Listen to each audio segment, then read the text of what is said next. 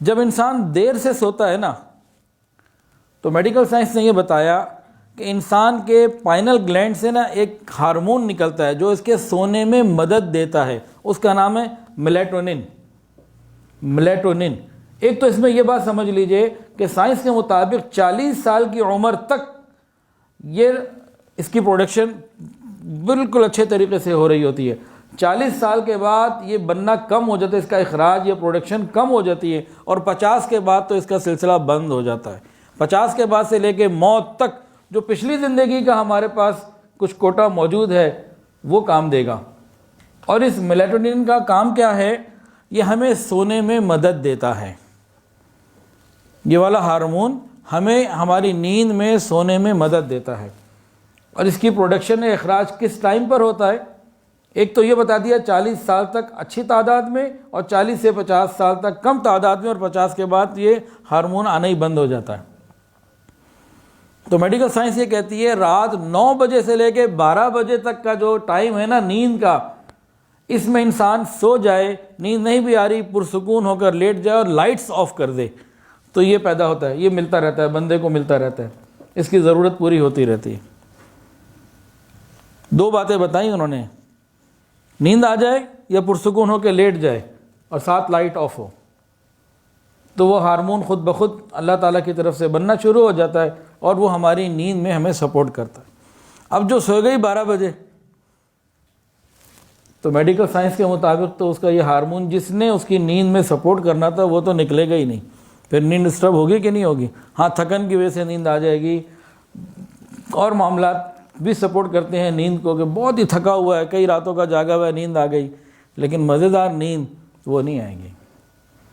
تو ادھر دیکھیے عشاء کے بعد سونا سنت، ادھر میڈیکل سائنس کہہ رہی ہے 9 بجے سو جاؤ گے تمہیں یہ فائدہ ملے گا، نہیں سو گے تو رہ جاؤ گے۔ تو سائنس جہاں پہنچتی ہے آقا کے قدم وہاں پہلے سے موجود ہوتے ہیں۔ یہ جو میلیٹونن ہے نا ہارمون، نیند دیر سے سونے سے یہ ڈسٹرب ہوتا ہے، یا پھر شراب پینے سے، نشہ کرنے سے ڈسٹرب ہوتا ہے۔ یعنی شراب اور نشہ بھی ایسی چیز ہے جو اس ہارمون کو پیدا نہیں ہونے دیتا، گویا ہماری نیند کو یہ نشہ بھی متاثر کرتا ہے۔ اچھا جی، میڈیکل سائنس کے مطابق رات 2 بجے سے لے کے صبح 5 بجے تک کا جو وقت ہے نا، وہ کہتے ہیں کہ انرجی پھیپھڑوں کے اندر سرکولیٹ کرتی ہے۔ جب انرجی پھیپھڑوں میں سرکولیٹ کر رہی ہوتی ہے تو اس وقت آکسیجن لیول باڈی میں زیادہ ہو جاتا ہے، جس کی وجہ سے کیا ہوتا ہے؟ 2 کام ہوتے ہیں، ہارٹ اٹیک کا خطرہ کم اور دماغی توانائی بڑھ جاتی ہے۔ کون سا ٹائم بتایا جی ابھی؟ 2 سے 5۔ یہ کون سا ٹائم ہے؟ ہمارے کابرین کے تہجد کا، عبادت کا، ذکر کا، مراقبے کا، اللہ اللہ کرنے کا۔ کیا خیال ہے پھر؟ جو 9 بجے سوئے گا، 2 بجے اٹھے گا، 3 بجے اٹھے گا، اس کے بعد پھر اللہ کی عبادت کے لیے کچھ وقت تو لگائے گا نا۔ اب چیزوں کو جوڑتے جائیے۔ اب کچھ لوگ فجر کے بعد سو جاتے ہیں، رات کو نیند پوری نہیں ہو پاتی۔ فجر کے بعد سونے کے معاشی نقصانات بھی ہیں، طبی نقصانات بھی ہیں، اور روحانی نقصانات بھی ہیں۔ معاشی نقصان کیا ہے؟ فجر کے بعد جو سوتا ہے اس کے رزق میں برکت ختم ہو جاتی ہے، یہ حدیث میں یہ بات موجود ہے۔ روحانی نقصان کیا؟ فجر قضا بھی ہو سکتی ہے، فجر قضا اگر نہیں بھی، اٹھ بھی گئے تو برکت ختم ہو گئی، سنت سے دور ہو گئے، اب اشراق کا وقت نہیں ملے گا، اور اس طرح کے معاملات پیش آئیں گے۔ ذہنی جسمانی نقصان کیا؟ یادداشت کمزور ہو جاتی ہے، اور جس کی فجر کی نماز قضا ہو گئی یہ دن اس کے لیے گویا منحوس دن ہے۔ ایک بات صاحب تھے، انہوں نے قسم کھا لی میں کسی منحوس دن میں اپنی بیوی کو طلاق دے دوں گا۔ اب سوچنے لگے منحوس دن کون سا ہے؟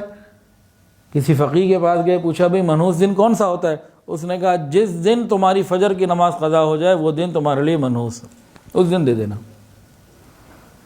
تو جب مسلمانوں کی ابتدا ہی نماز فجر کی قضا کرنے سے ہو، برکتیں زندگیوں میں کہاں سے آئیں گے؟